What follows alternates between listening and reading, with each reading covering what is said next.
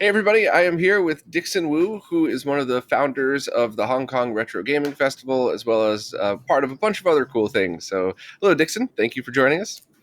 Hi, Robert. Pleasure. So, you are located in Hong Kong, correct? Yes, I am in Hong Kong. So, people who listen to these podcasts know that we do them remotely, and there's always a delay, but the farther away you are, the more of a delay there's going to be. So, I'm sure we're going to end up talking over each other at some point or pause long or whatever. So, Okay. my preemptive apologies to anybody listening for that. But I still was just really excited to talk to you because I had heard you start to talk on the Scene World podcast. And I only got Yes. about 5 minutes into it, and I went, I want to talk to Dixon myself. So I kind of hit stop. And, of course, I'll link to that one as well. I want to help promote them, but your story sounded really interesting, and I wanted to share it with my audience as well. So, would you mind Thank giving you. us your origin story and kind of how you started out in this?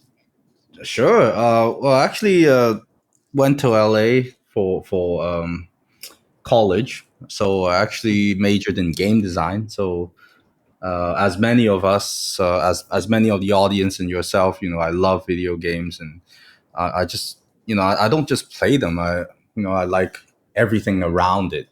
So I at a very young age, I started, taking apart my Famicom and started, collecting artwork that is related to games, ads and posters and whatnot. And yeah, and so in 2015, something just struck me. So I was in Hong Kong at the time, and I thought, why is there a retro game expo everywhere I go, and somehow there's none in Hong Kong, right? And that's kind of how this idea started growing, and I thought, so why is it that no one has actually started something in Hong Kong? So what was the reason? So I started to, just casually go on social media and start asking people, has there been any retro game expo or something, like a retro game expo? And of course, there's a lot of people supporting the idea, but also, a lot of people basically just saying, yeah, it's Hong Kong. It needs to make money, and like people aren't supporting the idea because sponsors don't like it, and like all these ideas floating around about not being a successful, like, commercially kind of event. So I thought, I never really thought about having a commercially successful event. I just wanted to meet people. I just wanted to, things about, the thing about retro games is that you always need to know more people, because you never know everything. So you need people to share knowledge with, and to yourself. And then you want people to trade things with you. You want games that you have at home that you want to give away to people that would treasure them. And so that's kind of how we um it was basically just me and my wife, actually. So we started thinking, maybe we should try, maybe we should just try having one. And so that was in 2015. And at the time, I was actually one of the very lucky ones that was able to get in touch with Terry and Dan Diebold about the Nintendo PlayStation prototype. Um, and Dan was the story was Dan fell asleep when after he put the video on Reddit, and that kind of blew up overnight. And he said I was the only one that sent him an email saying, please don't sell the prototype, instead of giving him an offer. And that's kind of how it caught his attention. That's what Dan said, and I believe it, because I really, I think I remember it was in caps. Like, I just put on the email subject saying, like, please don't sell the prototype. Instead of hundreds of emails saying, can I give you $500 for it? Can I trade you with something? And so yeah, that caught his attention, and we scheduled a call on Skype. And I thought, just first of all, don't sell it. Second of all, have you guys ever been to Hong Kong before? Like, have you been to Asia? Would you think about coming to Hong Kong? And if I found a sponsor and paid for everything, your tickets and hotels, and I'll personally bring you to all these cool places, and they're like, yeah, we'll think about it. And that's kind of how we kickstarted our first Retro HK Gaming Expo. So we were very lucky to have the Nintendo PlayStation prototype uh, for the first time ever, to be exhibited in our show. And I guess that's kind of how we got a bit of international coverage also. And we were actually very surprised to have friends in working in the media coming from anywhere from Finland to mainland China. Like they just wanted to come over to Hong Kong and see the prototype for themselves. And so yeah, that's kind of how we started our first event. And then from there on, we met a lot of really good, really cool people from the expo. And so the second year, we actually moved our show to one of the local universities, and that kind of it kind of grew from there. And then we just finished our retro.hk gaming expo for 2022. We just finished it in another local university, so that marks our 7th event. So other than 2020, because of the pandemic, we couldn't have an event that year. But other than that, we actually hosted one big event every year. So it's been a great journey. Meeting all our core members, meeting all our all the audience that came over and told me how it was so incredible to bring their children to our expo and just show them what they were playing in during their childhood. And yeah, it was great. Yeah, I'm such a big fan of expos when they're done right. I mean, it's got to be a mix of vendors and Mm-hmm. things that people could just kind of go and experience. And a lot of them have done a Yeah. really good job getting it right. Some of them try their best, but it's always an evolution, right? No one's ever going to get it right in the first try, and whatever you do today, it Yeah. might not be the best for next year. But it's always been a positive experience for running into other Yeah, and people, I meeting mean, people. for me, I think we still have a lot of room to improve. And um, it's not just me, being Asian and being humble. It's just that in Hong Kong, there's just the real estate here is crazy, right? So renting a place and finding a venue has always been the biggest challenge that we have. So when we compare ourselves to all these great events that we've been in the States, for example, like Portland, or SoCal Retro Gaming or MagFest, like all these shows are like 100 times bigger and better than what we can do in Hong Kong, unfortunately. And the high rent here is not just making events like us hard to survive, but the whole retro gaming scene basically is I would say it wouldn't survive in the next 10 years, maybe just because of how high the rent is. It doesn't Yeah, make sense to open a retro game shop, for example, in Hong Kong, because you just can't make the rent back. And of course, during the pandemic, the rent went down a little bit, but it's still not enough to have a retro game shop survive. For example, like all these really good retro game shops in Hong Kong have either closed down or have downsized, or they have changed their business model to selling more than just retro games. They probably could make a little bit more selling toys, or Gundam model kits, for example. And I mean, yeah. it's really sad to see that the reality in Hong Kong is basically dragging the whole retro game scene down. And whereas in Hong Kong, most of our apartments are relatively smaller, much smaller than in North America, for example. And so collecting and archiving or just basically having space for a CRT TV, for example, is close to impossible for a lot of us. So yeah, so what we try to do as much as we can, at least to have one big event every year, so that at least we could educate the next generation. If we do it in a university, properly show them how, for us it's retro gaming, for them it's probably new gaming, because they've never actually seen a lot of them haven't even seen a CRT TV. So yeah, we just wanted to show them how it was played, when students are getting into game development, or they're really interested in history of video gaming.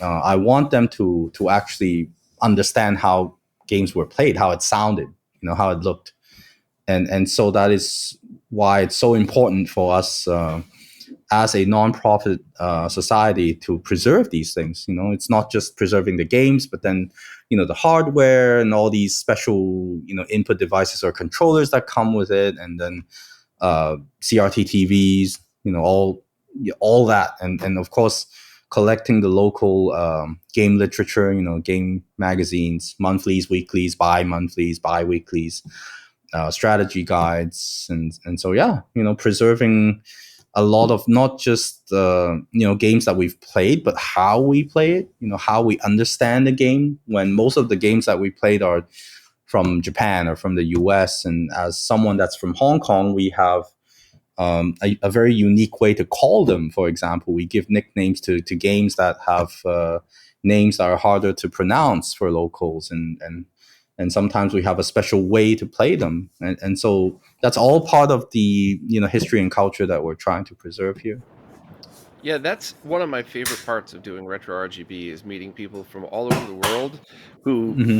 experience the same things and have such similar stories to myself and my friends, but in a completely different way, because of things Mm-hmm. like, it's a game written in English, but it's obviously Cantonese over there. So Mm-hmm. that's always kind of fascinating to me. And what you said It about is, yeah. the cost of rent and everything. I grew up around New York City, and then I lived right in Mm-hmm. Manhattan for 5+ years, and it was Mm-hmm. yeah, it's I know exactly what you're talking about, and I think anybody who's ever grown up around there does. And I mean, no Mm-hmm. disrespect for people who grew up in the suburbs, but it just, you could hear people like us talk about what that's like, but you don't really get it unless you've lived in Yeah. a place like Manhattan or like Hong Kong, where Hong Kong Mm-hmm. felt much bigger to me. I've been there a few times. I loved it. My brother-in-law was born and raised there, and it just it seemed Nice. it felt bigger, but I think New York City might take up more space, Yeah. if you're looking at a map, Yeah. but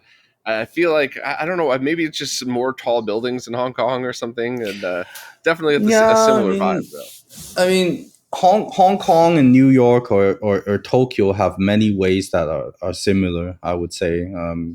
We always go from building to building. Like all these buildings are connected. A shopping mall is connected to the train station, and the train station is connected to our residential area. So when I first came back, I mean, even as someone that was born here, I kind of had that culture shock, because you ended up being in this inside labyrinth, and you can't really see what's outside, and you have to, when someone tells you that, hey, I know this retro game shop that's in Wan Chai, or wherever, then you somehow never end up being outside, I mean, the buildings, and finding it, but you have to be inside of a building, and then there's like 50 different buildings that are connected into one structure that they give a name to, and sometimes it's not even officially on Google Map. And yeah, and that's kind of, actually, I visited a lot of these areas that I have never been to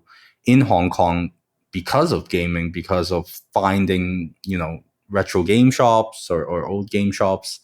And another thing is, I officially, unofficially, I should say, unofficially bring friends that I met online. For example, I once met this guy from a Shenmue Facebook group, and yeah, and then he was like, "Hey, are you from Hong Kong? Like, I'm coming to Hong Kong next week for a business trip. I was wondering if I could just meet you and maybe you could show me a few of the locations that appeared in Shenmue 2." I'm like, "Wow, like yeah, I'd love to do that." And so that's kind of how I met a lot of these guys on the Shenmue group, just by bringing them to these unofficial, Shenmue 2 Hong Kong location tours. So, and that's what another way for me to actually know my own city too. Yeah, that's I same here when I moved to New York.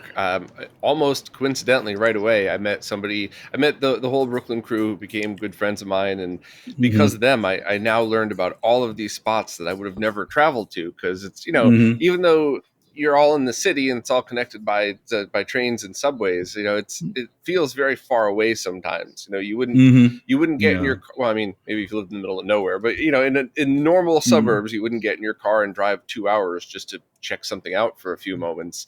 Then it's the same in the Yeah. city. You wouldn't hop on the subways and spend 2 hours each way to walk in and hope a store is good. So when your Yeah. friends tell you like, no, you got to check this one out, this is great, and it's worth the journey, Hmm. and it's kind of fun seeing that. Yeah. That's kind of what I do whenever I visit a new place. The first thing I ask about is there a retro game, store or like a shopping center, a mini, shopping arcade that has, retro games. And then, yeah, second, maybe ask, I ask about, good food, of course, like everyone. But yeah, the first thing I actually ask about is always a game shop, because I really want to know what they play. For example, what is retro for me might not be retro for them. We grew up with a Famicom, and then when I went to Kuwait, I was actually quite surprised that they actually grew up playing MSX, which is something that I would never have guessed, right? Because they Yeah. actually have a um, yeah, they actually have a factory over there that made like a local version of MSX, and so a lot of the retro gamers actually grew up with an MSX, and they actually had this local version that had a Arabic kind of logo, which is super cool.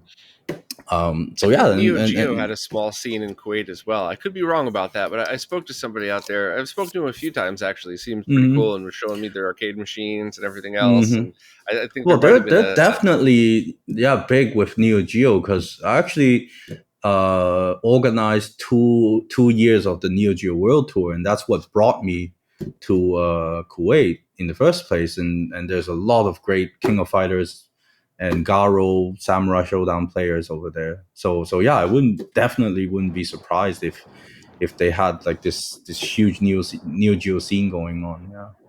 yeah.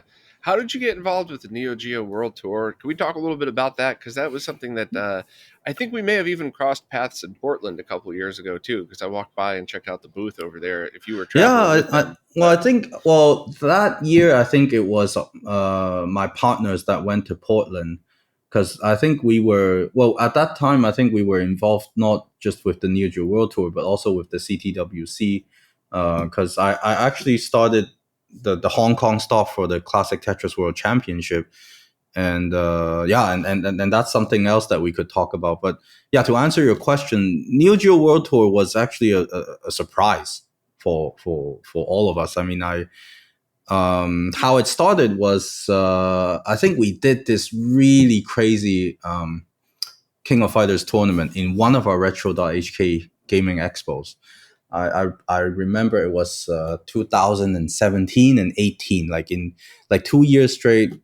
We did King of Fighters, and then I think it was 2017 that it kind of blew up on social media. So we just let locals uh, vote which King of Fighters they wanted to play at our Retro Cup, which is basically a retro game tournament that we hosted inside of Retro.hk Gaming Expo. Yeah, and that post just blew up. Like, there were, normally we probably get like 50 to 100 likes on Facebook, maybe 300 if it was something that everyone liked. But then that post got I remember 4,000 something. likes, and then it just went crazy, like a couple thousand shares, and everyone was not arguing, but they basically discussing and replying to that post and saying, "Oh, it should be 97." And some guy would be like, "Oh, come on, why wouldn't it be King of Fighters 98? Come on, guys!" And then another guy was like, "Oh my God, that the list doesn't even have King of Fighters 94, which is the original." And it just blew up, and then we had this huge discussion, and then people all got involved, and it was funny because even people that were from Taiwan or Malaysia or even Japan started to discuss about which King of Fighters should be played, because we picked two games that had the most votes for King of Fighters, for the King of Fighters series, and then for the Street Fighter series. So that kind of blew up, and then right before our event, I got this email from SNK, right? And being someone that's usually not too positive on seeing things, I thought it was like a lawsuit or something. I thought it was I thought it was, think about it. SNK would send you an email, and then you'll be like, oh my God, like are they gonna sue me because I'm I'm Because you I don't used know the why, logo but in your poster yeah, or I something like used their that. I used their game logo or their names, their game's name in one of our tournaments. I mean, although it was free, right? So all our events are free.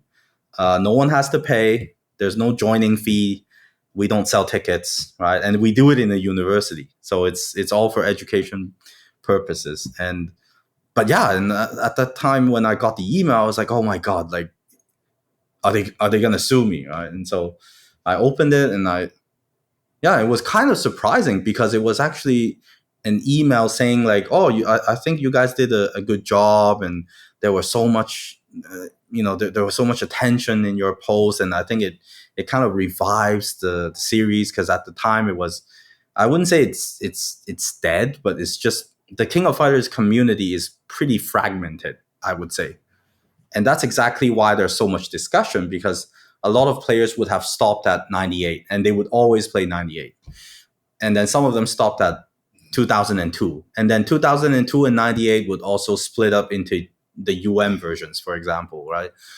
I would describe the KOF community as a very fragmented community, because they don't have like one version. Something, That's for fair. example, Yeah. if you compare to Street Fighter, then you could always say that it's kind of fragmented too, because some of them would have stopped at third strike, and then they would always be playing Turbo, third strike, right? third strike. Yeah, Yeah, absolutely. Turbo, that two SSF2T, but then it's less fragmented in a way that it's not at least a different version every year, right? And then people that plays third strike would always give a chance to Street Fighter 5, or when Street Fighter 6 comes out, it would, these guys would always give them a chance, right? But then King of Fighters is like, when it turned 3D, it just kind of split the whole, I would say the community basically shattered in a way, in terms of having, groups of different games, right?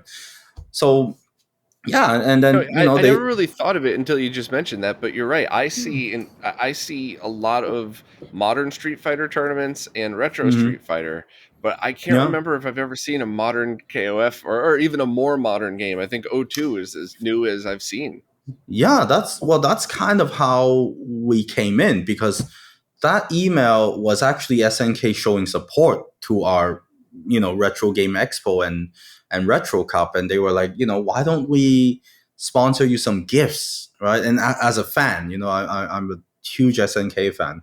As a fan, I was like, wow, that's like a dream come true, right? Because it's well, first of all, they're not suing you. Secondly, they're actually giving you things to give out, in your tournaments. And at the time, SNK still had a Hong Kong office. A couple of years ago, it closed down, and they moved SNK Asia to Taiwan. But at the time, they actually sent two of their Hong Kong staff, and they came to even help out with our tournaments, with registration, and I guess it kind of gave them like a first hand experience of how we worked, right? How we had everyone pre-register, how we did all the tournament brackets, and how we live streamed the whole thing online. And so after we did that, they were actually quite happy. And so one of the upper management of SNK uh, told me that, we're actually pretty surprised that you guys are all, amateurs, and you're not like a full-time, like production company or esports management company, and you were able to pull something like that, out, because we were actually pretty crazy. We did a stream for 3 days straight, and Oh it was wow, really? nonstop. Yeah, That's like in crazy. 2000, I think. Yeah, it was that year. Like we did like a 3 day nonstop stream, and it was kind of like a challenge to ourselves and to my team. Right, I said, like, why don't we broadcast and live stream what we're doing, in Hong Kong, right, to the people in Hong Kong. But at night, on the same day, we're gonna broadcast that whole thing again without stopping the stream to fans like you, to people that are overseas, and they just want to see, how, I mean, sometimes you would wonder, right, like what a tournament in Hong Kong would be like for a game like King of Fighters. Like, what is their level, or even for Third Strike, right? Like, people would be curious to know, what kind of level are we dealing with, right, in Hong Kong. And so, yeah, we did this non-stop stream for 3 days, and I still remember one of our partners just stayed in the university for 3 days straight, like sitting there and managing the stream. And yeah, and yeah, So so what after that, hardware did you yeah. run all these tournaments on? Because that's something that's certainly a big deal to a lot of us who work on Hmm. new hardware for old stuff. I know, like the Brooklyn Video Games, Brooklyn Arcade, when they do their tournaments, it's either Hmm. original hardware or it is a very strictly vetted Mister setup, vetted both by people Yeah. with test tools and used before they were ever used in tournaments. They used them for practice runs for a Hmm. long time before used in tournaments, just to make sure, Well, zero well, latency, good for accuracy. well, we of course, that would be, the best. The original hardware would be the best, but at the time, it's pretty unfortunate that at the time, we're basically the only retro game expo, and until now we still are, which means that fans or players don't actually have that many tournaments to practice on. And so, I guess they care a bit less about the accuracy, but then more on the community and just meeting people. A lot of them would just come here. I think, for example, on 2000 in 2017, people were just happy to show up and see, wow, like 300 people signed up for King of Fighters 97. Like, what the heck, right? Like, it's 2017, and people were just happy to find out that other people were still playing the game. So, thinking about how we wanted to, broadcast everything and have everything smooth, and then most of these players don't actually have original hardware. I mean, it's not like they all have, a Neo Geo AES joystick that they could bring and play, right? So I think we used pretty modern console setups at first. So we were using like PS3s, I think. I remember, like, we were using like PS3 versions and of these games. And I think for Third Strike we tried PS3 and the Dreamcast version, for example, which aren't like the best. I No, but understand, the but then Dreamcast version is solid. I think everybody in the yeah, community could agree that if you can't get, most people can't get original mhm, Third Strike hardware, including most of the yeah, players. So I think yeah, everybody would agree that the Dreamcast version is a really good one to play. yeah. I can understand the best is always, the original hardware, but then for our purpose at the time, I would describe it as, at the time, we were still very early in doing tournaments and streaming. And I think, for the sake of having everything smooth and having people be able to bring their joysticks, for example, for PS3, yeah, so we balanced these two things, and then we basically chose modern, which is not the best, but it works, right? And Yeah. so, yeah, and so that's kind of how we got our gig for Neo Geo World Tour. We sold, basically, the upper management said, like, write us something, like, just write a proposal to us, like, what do you think is a good tournament, or how we should do KOF as an esports. And so I submitted, I remember, 2 or 3 different proposals of how I might have these connections and have some friends overseas, that we might be able to have different overseas stops, and then we could bring all these winners from different stops to a place in Japan, or we finally did one in Hong Kong and one in Taiwan, for example, and then just have all these players fly over, and it would be like the biggest King of Fighters tournament ever. Like, yeah, so that's kind of what we sold to their team, and they were like, yeah, let's do it. And we're like, wow, it's like a dream come true. And that's kind of how we started Neo Geo World Tour. Yeah, That's pretty awesome. And did you have it is. connections Yeah. with Sega as well, or somebody that worked at Sega? Well, yeah. I think you mean the COO, right? The previous COO of Sega. Well, I actually knew. I've heard about him. So his name is Calvin Wu, who happens to have the same pronunciation as my last name. And I read an article about this guy, and I thought, wow, like, isn't it kind of surprising to have a Sega COO, but then he's actually someone from Hong Kong. That somehow never no one ever really mentions him. So one time, he was doing a talk for a newspaper in Hong Kong. He was doing a talk that wasn't even about gaming. It was about investment or something like that. But I was sure that was him, right? So I went to the talk. I listened to his speech, of course, and then when he came down on stage, I just went and basically just stopped him. I was like, wow, like, I've heard so much about you, Mr. Wu. Like, can I just shake your hand and talk to That's you awesome. a little bit? Yeah, and he was surprised, actually, when I told him, like, yeah, I heard you're like the COO of Sega at the time when Dreamcast came out. And he was like, wow, like, not a lot of people know about that, and I'm actually quite surprised that you did your research before coming to talk to me. And I'm like, yeah, like, I'm just so fascinated about having someone from Hong Kong being the COO at the time. And yeah, and that's kind of how I met him, and then we became friends. Like, we went out for coffee, we went out for a few dinners, and I just started to ask him about things like, what happened to Dreamcast, like everyone, all the That must fans have are. been a dream come true conversation right there. Yeah, I mean, and it was great because he wasn't really he doesn't need to hide anything when we met, right? Because it was past all the time. If he had any agreement with Sega, it already passed it. And he's such a kind person. He's energetic, he's kind, and he ended up sponsoring our first RetroRGB Gaming Expo. That's kind of how Oh wow, we that's had. awesome.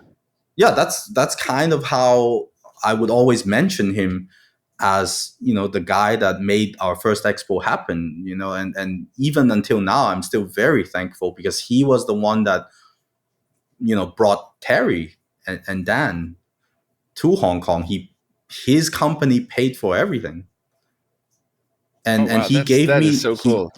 yeah, and he gave me the venue for the first event. So at the time, he was involved with a company called HMV. I don't know if there were HMVs in the States, right? I remember. I can't So remember. I'm sorry. HMV is basically like Tower Records. So Oh it's. yeah, I can't remember going to any of those. We had in my Yeah. neighborhood, it was FYE and Tower Mm, Records, and yeah. Virgin Megastore was the big one in New York City. Yeah. So he kind of became a little bit of a celebrity because HMV is kind of like a nostalgia for all of us at this age, because in high school we would go to HMV and buy CDs, and they had movies, and it's basically the first place where they would actually let you listen to some of the CDs before you buy them, right? So HMV was a brand that everyone knew, and at the time it was going bankrupt. And so he became the guy that saved HMV, saved the HMV brand. And yeah, and then he, when he decided to sponsor our event, our first event was actually in the HMV flagship store in Hong Kong, which was like super cool because he That's was just like, awesome. just use our flagship store in Central, which is, if you had to rent a place in Central, it would be something like $1 million or $2 million, Hong Kong dollars. So he just let us use the shop, and he's like, yeah, just clear out some of the shelves, and you could have this area as the tournament area, and then you could clear out this area. You could have all the shelves and display your consoles, and the prototype could be in the middle. And even now when I talk about it, I still have the chills, because it's just so crazy how he was actually the one that kind of made it happen for us for the first year. When I first decided to send out emails, right, I was thinking, okay, so I need to host a retro game expo in Hong Kong. I need sponsors, obviously. So at the time, I was involved in the media business. So I knew some people that might be interested in retro games. He was one of them. So I sent out, I think, like 10 emails on the first batch, just to people that I thought would be interested in sponsoring or supporting. I mean, even supporting in any way a venue, right? Or just pay for, Dan and Terry to fly over, right? And then he was actually the first one that replied to me. Like he replied within 15 minutes. Oh, Like that is so cool. one short sentence from, one of the guys that I think is probably one of the busiest men in Hong Kong, right? So he just replied, "No problem, I'll fully support it. Just let me know what you need." It's done. That That's is so that's nice how, of him. What a good person. yeah. That's That that's is really how we cool. got our first gig, and yeah, and then it was just really great from that year on, because we met a lot of our core members. I met Morris, who's a core member now, and I met Reese, for example. Reese is one of the assistant professors in one of the universities, and that's kind of how we got moved over to the university on the second year. Yeah, like a lot of great people in the scene in Hong Kong. You had mentioned something before that it always interested me. You had said there were nicknames for certain games in Hong Kong. Do Yes. you remember off your top of your head a couple of those? Because I always love stories like that. Sure, and those names don't make sense. They sometimes just sound like the name of the game is. I mean, let me make. I would call this the universal example, right? So how Ryu in Street Fighter says Hadouken, right? Like we would have our version.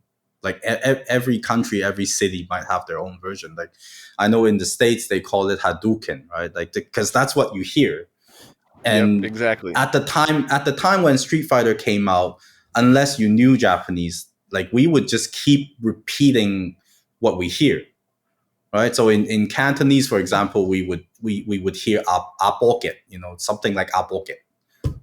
Like shoryuken would be something like all you get, almost sounding like all, like ALL and then YOU and then GET, like all you get.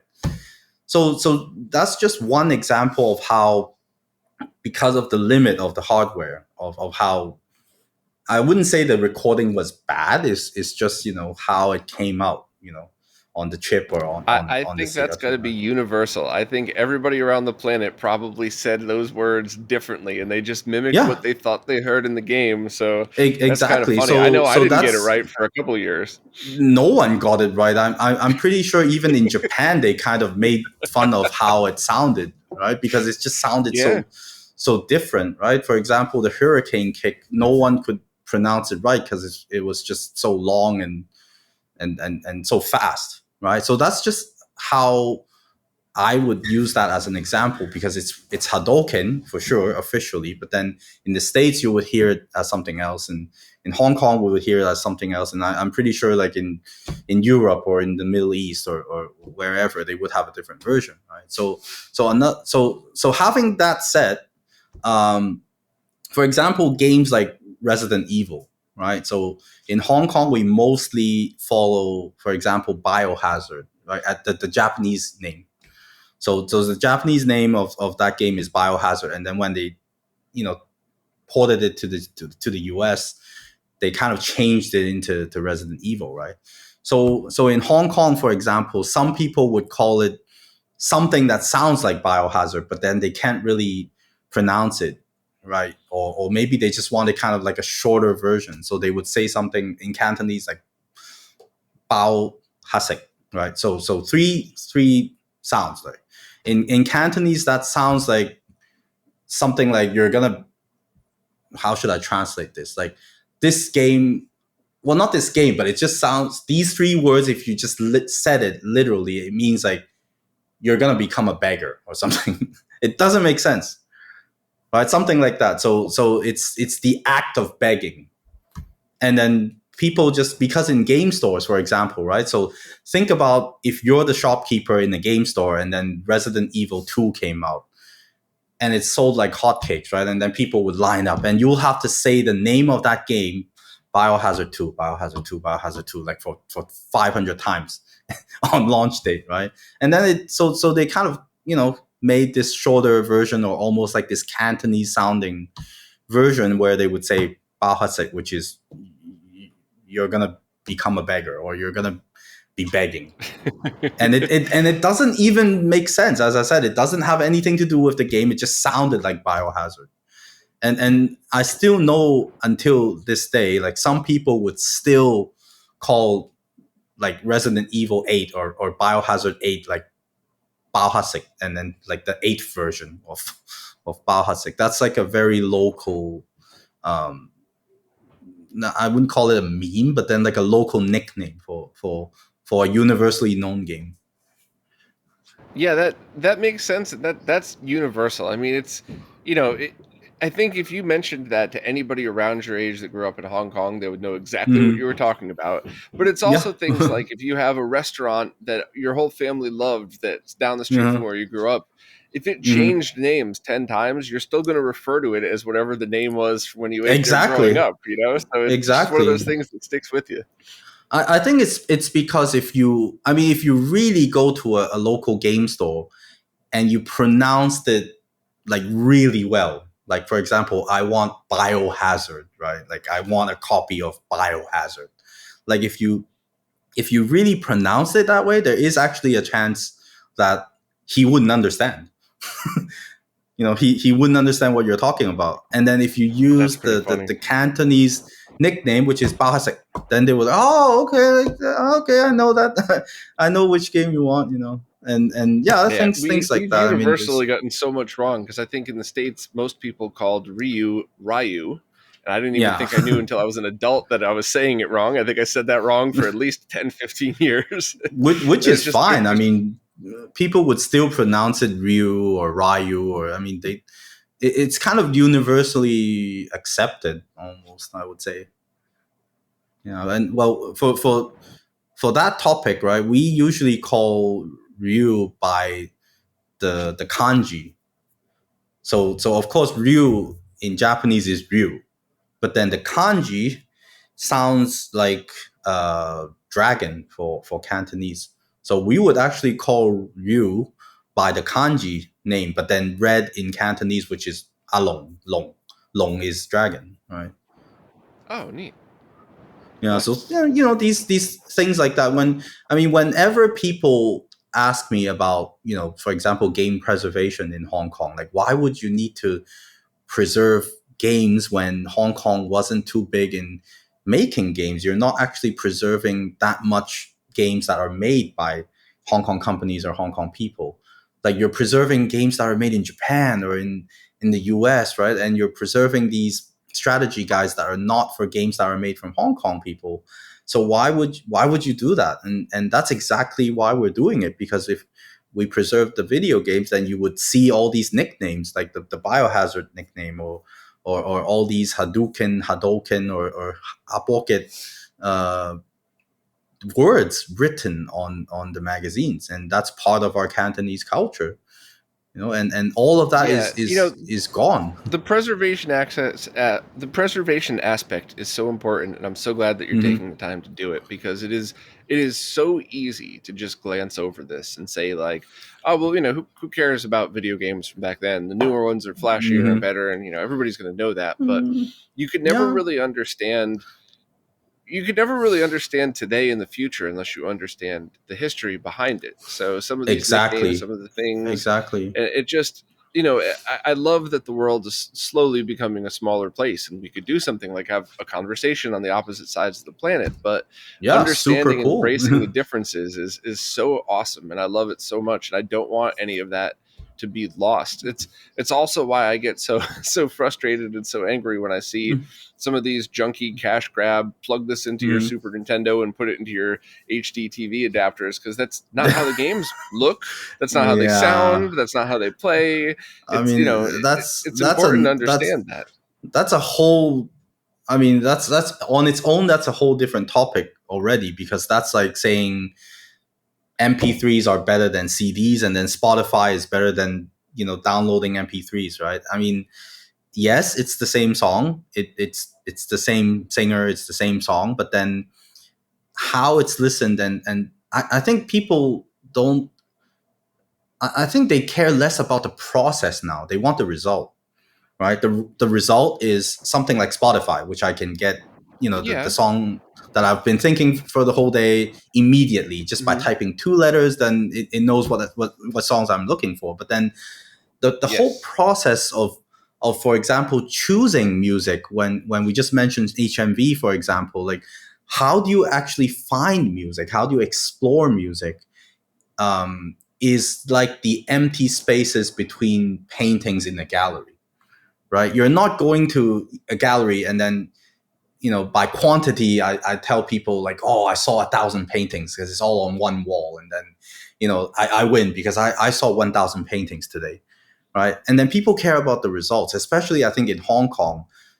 People care much more about the results and how it looks on social media. But then, if you think about how we choose music, how you go to a proper gallery, there's one painting, and then there's some empty space in between, gives you at least 30 seconds to kind of just take in what you just saw, and then get you prepared for the next painting. That kind of idea is crazy for some people in Hong Kong, or it's even, some newer generations thinks that that's crazy, because I want the result, right? I want to find that song, and they care much less about the exploration of finding that song. Vinyls, So I CDs, agree and with everything you just said. And Mhm. the debate that I always get into with friends is, you know, when I was a kid, I missed out on so much music of the time because Mhm. I only had what was on the radio or what I could afford to Yeah, buy or what somebody yeah. that I would trust could copy me a tape. Whereas Mhm. now I have whatever I want. Somebody recommends a song, I just press a button on my phone and it's there. But do you Mhm. appreciate it as much? Do you really take the Yeah, time to listen to those B-sides? So that's all a good yeah, conversation. But the one piece that's different is yeah. listening to music is like watching somebody play sports or watching somebody play Mhm. video games. But playing Mhm. that video game is an interaction. So that's Yes. the biggest Yes. difference. I could play a song on my phone and put it on a table, and Mhm. you might get a good enough experience to understand that you Mhm. like that song. There's a very good chance. Mhm.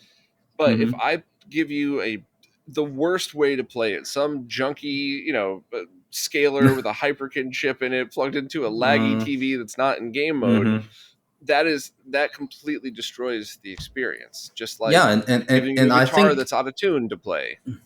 and I think it's unfortunate that some newer players that's trying to get back into the old retro stuff, right? They would start with the wrong hardware, and then they would be like, "This looks like crap," and I think I'm done. I'm gonna go back to my whatever, like Xbox Series X or PlayStation 5. And I think one of the things that I always have to clarify is that I'm not against new games. Like people misunderstand that. People will be like, "Oh, you're in retro games, then you don't do you have a PS4 at home?" And I'm like, Yeah, "Yes, I have a same. People PS." just assume that I hate all Yeah, new games because I like yeah. old Like I ones. mean, Not the case.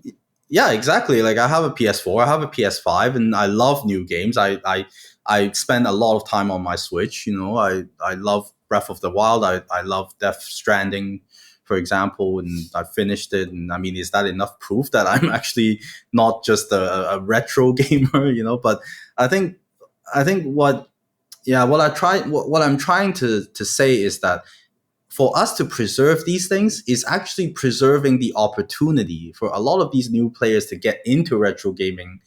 The first impression that they get is actually the impression or the feeling or what it sounds and looks, how we played it in our childhood, or how when it came out, right? So I was talking to a professor in another university in Hong Kong, and he brought his whole class over to one of our events, right?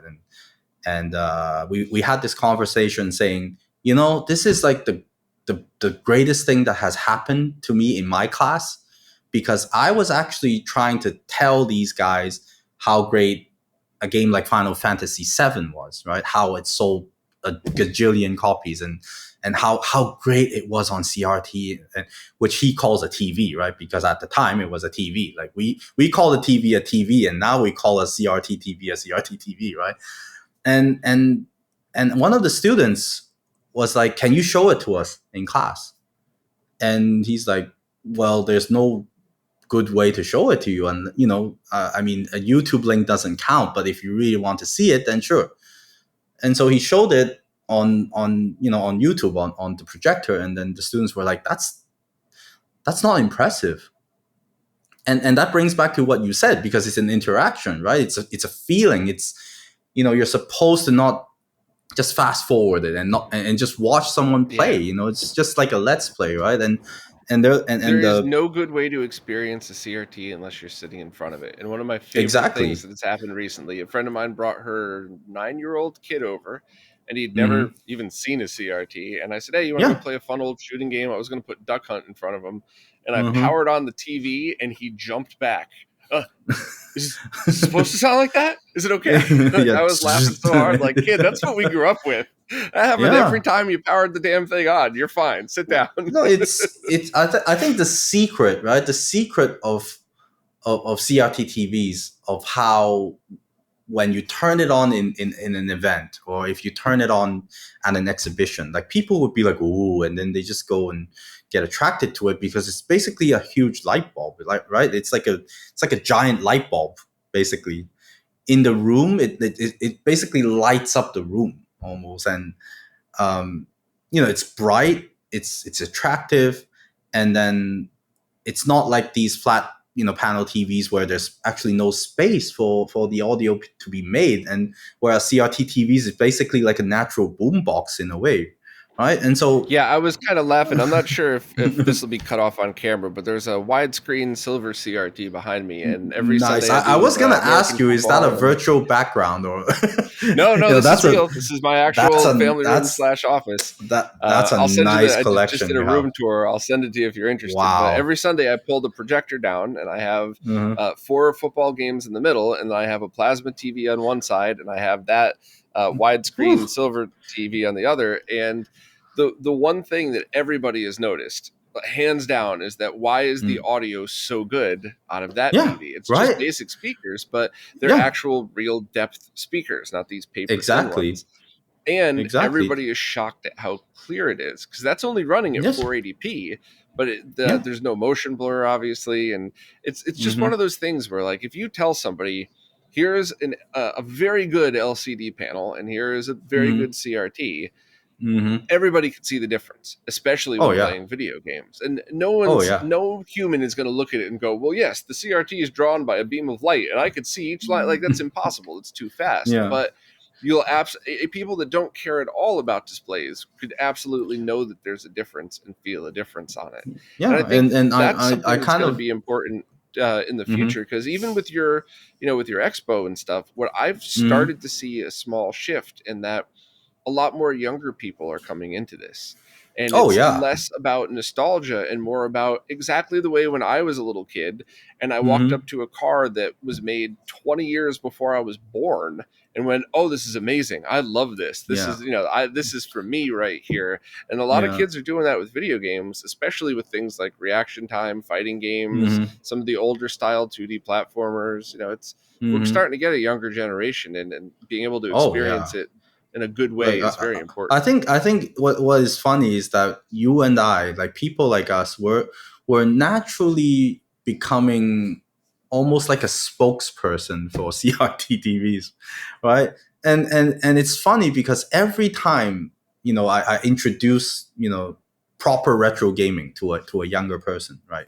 I part time lecture competitive gaming history, for example, and I tell these students, I'm like, when every time someone tells me that they're buying a gaming monitor with whatever number of lag, then I look at my CRT TV and I tell them there's basically no lag. Like we've never heard of lags, and that's why guys like uh, Joseph or these really good Tetris players, they get into classic Tetris and they're using CRTs because it's as fast as you can get, and it sounds great, it looks great, and I mean I can't argue that it would look better on newer games, right? Of course, newer games are designed in a way that it should be on LCD or an OLED, but then if you're gonna be buying a stupid adapter or converter and then playing Super Famicom or Super Nintendo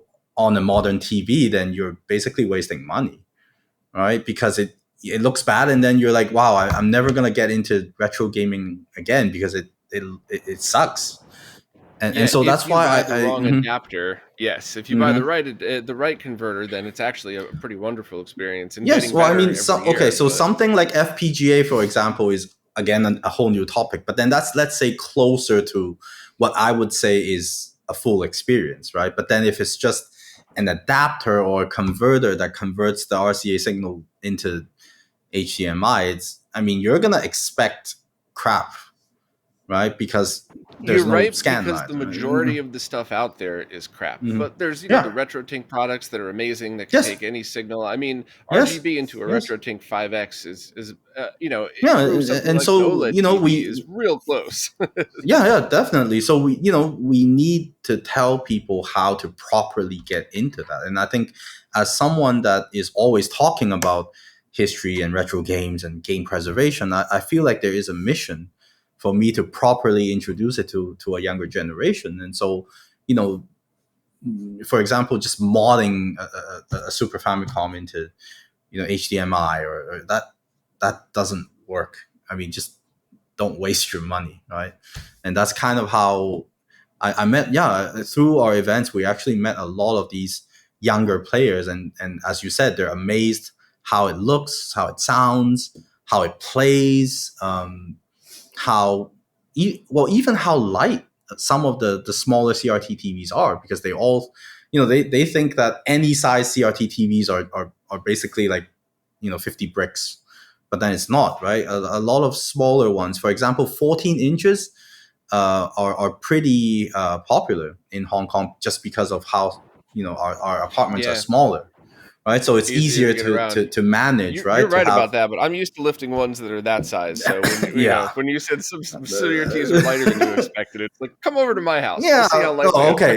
No, of course, I know, like the bigger ones, of course. But then let's just say for our events, unfortunately, a lot of our bigger ones are broken because of how just naturally how humid Hong Kong is, right? And I would say at least a fourth of them are broken every time we do a bigger event. Unfortunately, just by moving it, or sometimes Yeah. it's been in our storage for a couple of months since our last event, and then we bring it out and they're broken, things like that, and it's kind of, and it's sad because a lot of them are not fixable. Like there's just no parts, and sometimes it's just something that's really like something that's really stupid, like a broken switch, but then you can't really fix that because you can't turn on the TV, or maybe like a crack right next to the power switch where you just can't turn it on, and things like that. And then we have to recycle it. So every time, we go out, we come back to the storage, a fourth or a fifth of them are broken. So just 2 weeks ago, we did an event in the Hang Seng University of Hong Kong, and 10 of them were broken. We moved 50 to the venue, and then 10 of them are broken. So and it's getting much harder to get CRTs now. It's not like in the US where it's still pretty easy to find. If you go to a Salvation Army, or sometimes if you're lucky, you can even find a really nice one, just next to the street on a Free on the side of dumpster, the or road, yeah. yeah, on the side Mhm. of the road. And that doesn't happen anymore in Hong Kong. I think well, we are guilty of being the one that kind of pushed retro gaming, and so we're basically the ones that are contributing to the high prices, right? Because people want to find them, and I admit that we're guilty, but then there's nothing we can do. Yeah, I'd rather do that than hide it for myself and never share that with anybody else. Like, I'd rather just tell Exactly. people and hope that we could save a whole bunch of these. Exactly, because I mean, at our age, I think collecting, of course, makes sense, but for me, it makes less and less sense that we're just collecting and we're not playing them. I don't know if you understand what I mean, No, but yeah, no, I right? agree too. But I have an Yeah, appreciation for both because yeah. I I have that use too, the but stuff that I have, but I have a couple mhm. of things that I just like knowing that I own that I don't even Oh, of use. course, And I of don't have a course. wall of games like that. I have a handful of Hmm. things like the X-Files PC game. I'll never play that again, but I love knowing that I have the complete inbox from when I was a kid Wow. that I bought with my own money. Like, Hmm. I love that, but I'll never play that No, game again. I That wasn't mean, even that good of a game. don't get me wrong. Like, I'm not against collecting. It's just that I think what we're trying to do is to share, the culture and the history of video games, and trying to preserve them. Whereas collecting is almost like a competition, right? And then game preservation is something Agreed. that we all have to come together, right? Because competition is, I mean, collecting is all about competition. It's all about how my copy of Contra is newer than yours, and then I have a straighter box and you don't, and then it's fun at first, but then the more you think about it, especially when now I'm residing in Hong Kong, it makes less and less sense because the collecting doesn't even happen at home because the whole our apartments are relatively smaller than houses in the States, for example. And so it makes less and less sense to be collecting because you're just gonna have maybe a corner or a small room piled with games that you can't really access to, and it's like piles of games behind another pile of game. And some people even rent like mini public storages to store these things, and I would describe them as just going there in the weekends and really just smelling them because there's no equipment over there for you to actually play them, right? I mean, Yeah. it sounds mean, but what I really mean is that I think at a certain time, especially for myself, right? I'm just talking for myself. I feel like it's time to it's still time to collect, but then more about sharing what I have, and sharing the collection, and letting people like younger people and the next generation of people, or gamers that are trying to get into these games, or trying to even do game development, for example, for them to experience all these, you properly experience these old games. Yeah. So, I have a stupid question for you. So, the television signals in Hong Go ahead. Kong, is that PAL 50 or is that NTSC 60? I always forget to ask my brother-in-law when I talk. Okay, so Hong Kong is pretty unique, because we used to be a British colony, so it's PAL in the past, and so it's it's also that I have to mention, because Hong Kong is actually the only place in the whole planet that I know of that has an official release for the NES and an official release for the Famicom, which is crazy, Oh, right? that's Because funny. in Japan they get Famicom, right? In the US and in Europe you get the NES, right? But then Hong Kong is weird. Like we had two companies that separately brought the NES and the Famicom, and they both have the official version in Hong Kong, and it's kind of became a collector's item because it's actually NES, but it says Hong Kong version. And then the Famicom actually also has a plate in the front that says Hong Kong version. So we actually get the Hong Kong official version for NES and the Famicom, and they're I didn't both know that. That's really PAL. neat. Yeah, And is it they run at 50 hertz? yeah, they're both PAL. I think the Interesting. Famicom most of the Famicoms that we get are NTSC in later versions, but then yeah, like Hong Kong is weird. Like we get like all kinds of different hardware, and we get all kinds of different parallel imports for games. And I mean, if one example I always use is that, for example, when Breath of the Wild came out, for example, like if you walk into Best Buy, how many versions do you get in the States? One or maybe a collector's edition, but it's the same game Exactly, right? basically. Exactly. And then if you go to Japan, it's the same thing. You get like one normal version and probably like a collector's limited edition, but then it would be the Japanese version. When Breath of the Wild came out in Hong Kong, right? Which was actually pretty shocking for me. It was kind of like this moment of realization. I went into this small game store that's the size of a phone booth. I would describe it as the size of a phone booth, and they had 7 versions of Breath of the Wild when it came out, and So they're what were the all different versions? Was it, North American, Japanese, exactly European? North Okay. American, uh, Japanese, and then they even had the Australian version. I remember it had a different cover, and they're all legal, like imported versions. They're not like bootlegs or anything, right? And it was just crazy because there were actually 7 versions for you to choose from. So if you're a big version collector, for example, or if you just wanted an option, because some of the parallel imports are actually cheaper, right? And for Breath of the Wild, I remember the official Hong Kong version came out a bit later.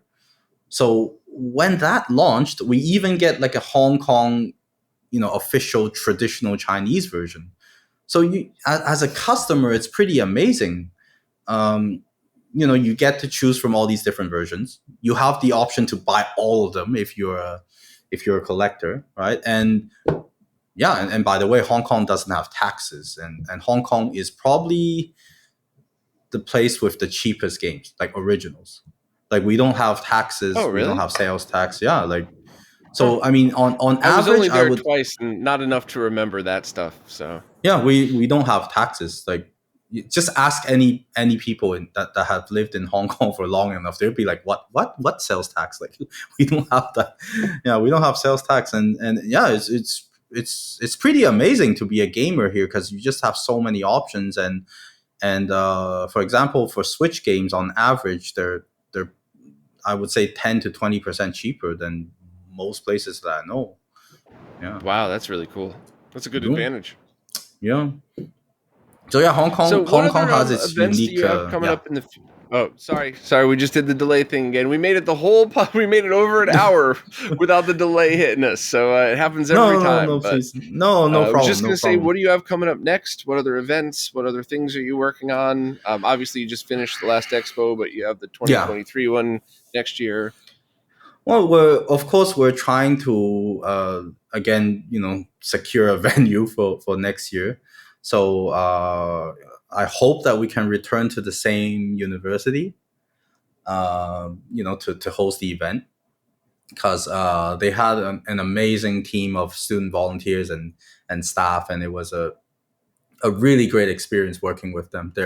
Their principal came over to play Street Fighter 2 with us, and that's pretty amazing because that's not what a principal in Hong Kong would do. Like the headmaster of a university, they usually don't do that. But he was very kind, and he was serious enough to come over 2 days before the where he has to play Street Fighter to come and practice and ask about what button does what.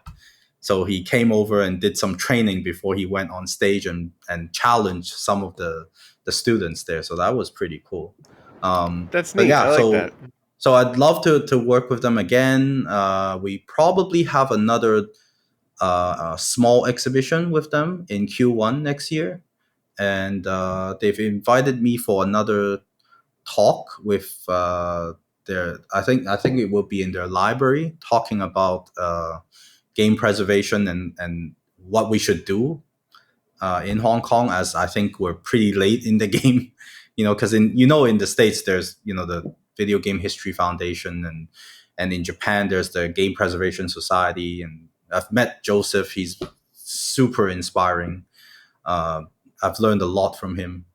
So yeah, and after learning all of that, that's what I'm trying to do in Hong Kong, to preserve some of the local literatures and games that we've developed as a city. Um, yeah, and just keep doing it. You know.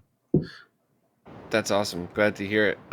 So Yeah. where can people find you? Are you mostly on any specific social media site, or just check out the website that you have? Yes. So our website is retro.hk. So it's basically the name of our society.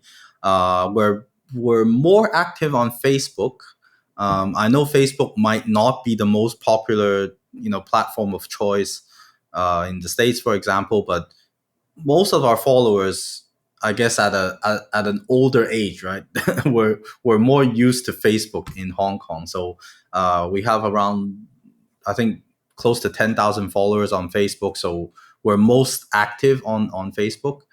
We do have Twitter and we do have Instagram, but we're less active and we have less followers because those started much later. Yeah. So yeah, I mean, feel free to. I mean, if any of you, right, are coming over to Hong Kong, if you need a Shenmue tour, let me know. I'm glad to do it. I love going to the Shenmue trail that I kind of designed for Shenmue friends coming over to Hong Kong, and I always offer that. Like, I mean, if you ever need anything from Hong Kong, because collecting games and retro gaming are all about community. So if you ever need anything, like a specific version of things that is easier to find in Hong Kong, just let me know. Like that. Yeah, I mean, I open it up to your followers and audience too. Like, if you ever need anything to find anything in Hong Kong, give me the challenge and let me try to find it for you. That's awesome. Thank you so much. And thank you very much for your time. This was a very great chat. And hopefully we could follow up at some point, maybe even right before the next Expo, to help spread the word for you. Sure, man. Thank you, Robert. Thank you.